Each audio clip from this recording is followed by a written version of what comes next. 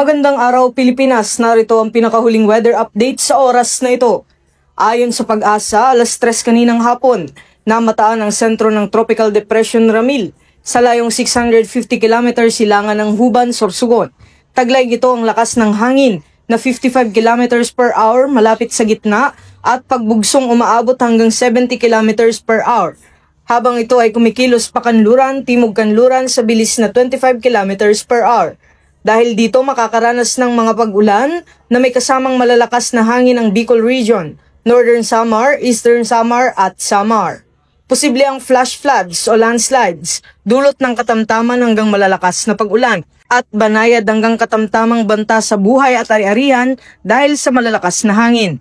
Samantala, Metro Manila, Calabarzon, Isabela, Bulacan, Aurora, Oriental at Occidental Mindoro, Marinduque, Romblon at nalalabing bahagi ng Visayas ay makararanas ng maulap na kalangitan na may kalat-kalat na pag-ulan at pagkidlat, pagkulog dulot ng throw o extension ng bagyong Ramil.